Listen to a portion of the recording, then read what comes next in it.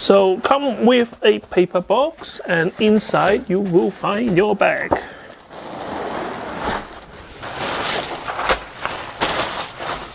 So this is how it's completely opened up. But let me close it so you guys can see the shape of the bag. They kept the design that, you know, you can open fully, so you can open from the left, right, or the top. I think there is also an opening from the back as well. So you should be able to get to your gear very quickly because you don't want to miss any shots. So this is a full black color one. They also do the one which is gray with the front layer which is in gray insert. The handle is double stitched. So you got wide shoulder pad here. And you got all the important harness for your chest.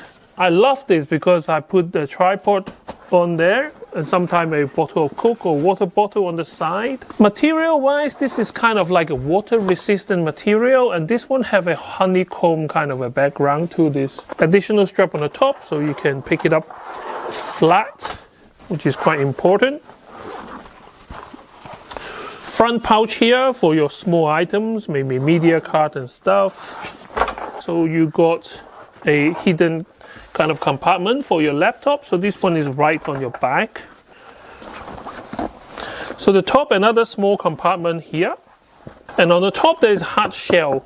So if there is anything which falls on top of your bag, or if you get squashed on the plane, at least there's something which going to take the impact. In terms of the main compartment, you can open from the top.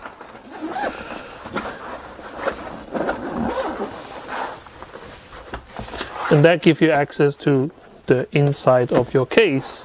So inside here, you have those velvet kind of a material for you to use Velcro to stick compartments onto. Got more pocket lining on the inside. A net kind of a lining so you can see what you have behind there. So this is very good for like cable, small items again. So there's plenty of storage space all over.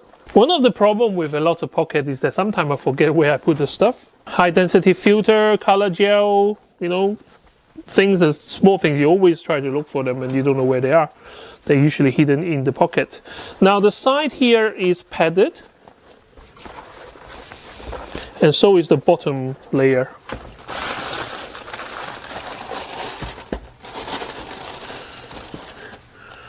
Come with a metal token.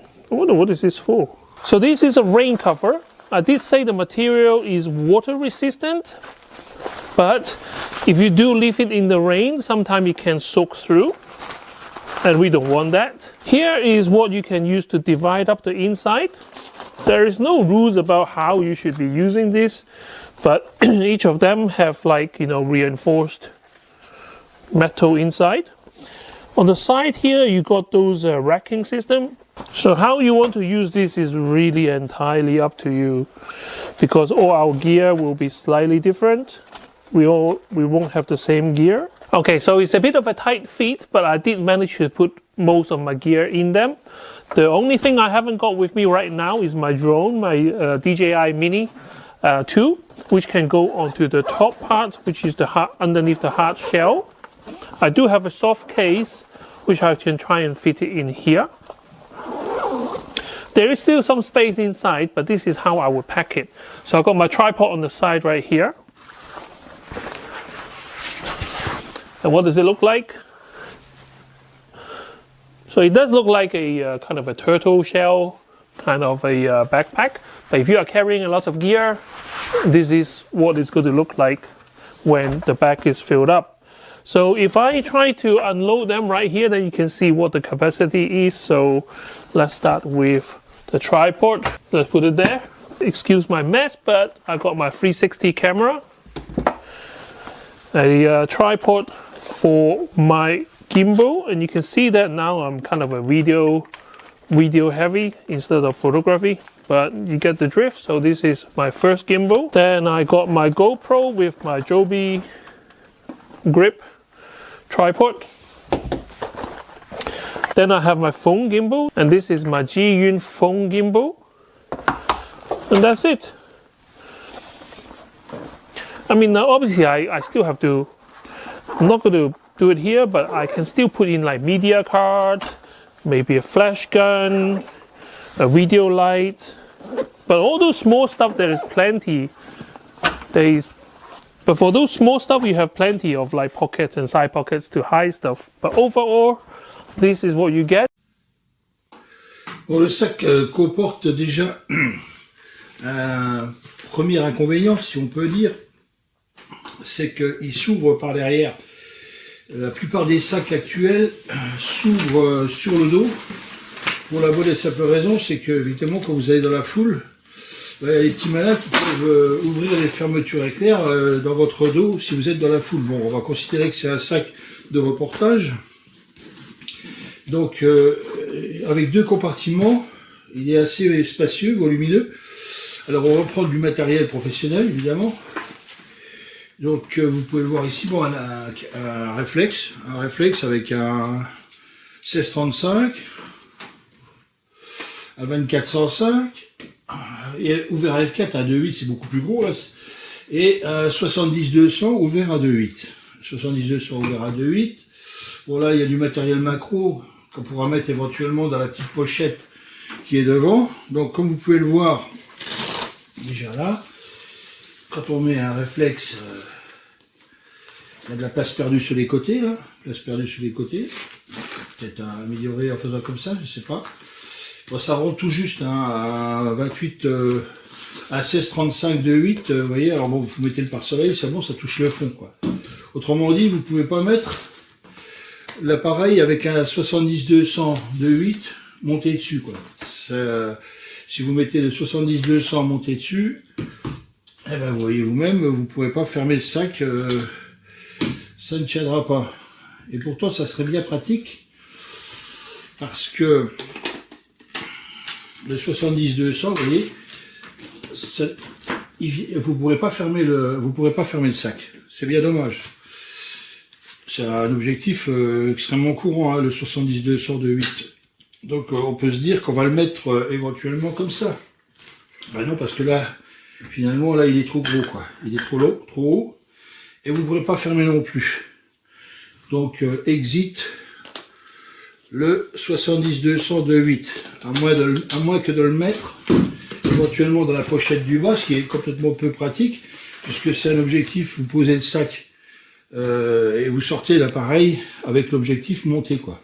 Donc si vous êtes en reportage, par exemple dans un meeting aérien, une chose comme ça, bah, vous l'avez bien pris, quoi. Donc un 2405, ça rentre là-dedans. Alors je sais pas comment faire avec les 70-200, vous voyez, il manque quelques centimètres là. À vouloir faire à deux compartiments, bah, je pense qu'ils ont fait une erreur stratégique. Il aurait fallu penser pour pouvoir mettre un... Alors je vous parle même pas d'un 150-600, un truc comme ça, quoi. Faire une erreur stratégique comme ça, avec une perte de place latérale. On peut mettre éventuellement des pochettes avec des piles, je ne sais pas trop. Enfin bref, la pochette là, elle est plus que moyenne. Donc on ouvre, le sac peut s'ouvrir là, comme vous voyez, et ensuite, pour attraper l'appareil, vous avez c'est relativement rigide, c'est bien costaud, on est d'accord. Certainement étanche. Et vous pourrez attraper votre appareil photo ici, quoi. Voilà. Donc voilà. Deuxième pochette. Donc il se trouve pareil, accessible alors que vous n'en rendez pas compte. La pochette avec quand même des rabats pour protéger les fermetures éclairs de la pluie, des embruns.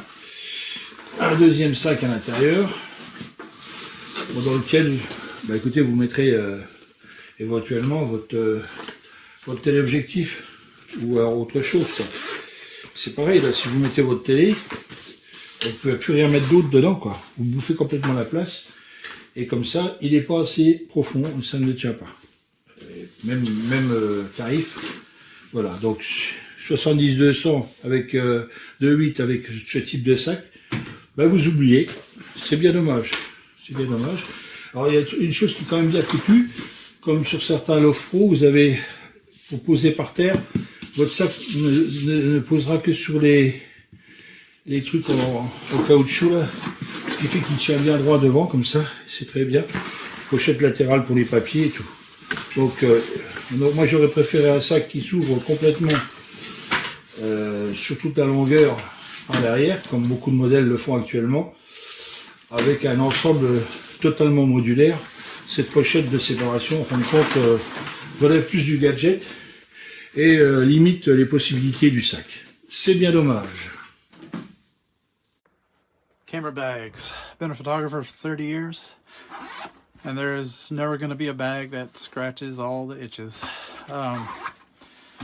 You'll have more bags than you have cameras. It's pretty crazy. So there's a small compartment for like cards or whatever. It's kind of a hard shell case with a interior pocket, some pockets here, but that's hard. Just if you need something protective in there, or protective for what is in there. We have side access.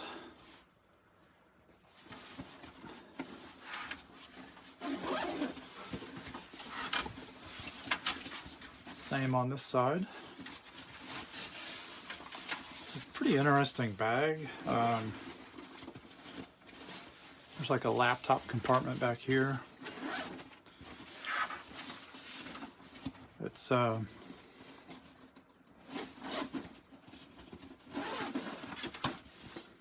just kind of a very different design, to put it mildly. I did look at this earlier. I don't know why companies include these rain covers. I've never in enough rain to warrant a rain cover. But these have this weird system where a lot of the bag structure is made up from this. So I don't know, frankly, how long that's gonna hold up, but it does give the bag some definition versus without them, and they're just kind of flopping all over the place. It's one of the more unique designs I've seen. I'll probably put my little LED lighting in here. But in terms of cameras, I don't know if I could arrange this properly, unless I just didn't have that much stuff. And you kind of see it could be a little difficult to work with to get set up to your needs. And honestly, I just don't know.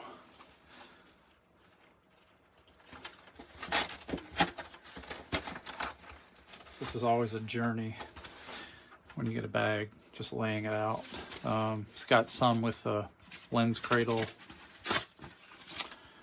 just various inserts that most will end up in a closet somewhere, and then you'll find them 15 years later and wonder which bag it goes to. But it's got a heavy rubber bottom, and I guess the rain thing can go in here. It's got tripod loops, or loops for tripods, or something like that. It's got a lot of stuff on it for a little bag, and that's my primary impression, that it's kind of a small bag, but it'll do the job for today's more compact equipment. I don't know, I'm just a little confused on this design, but I'm sure it will be useful.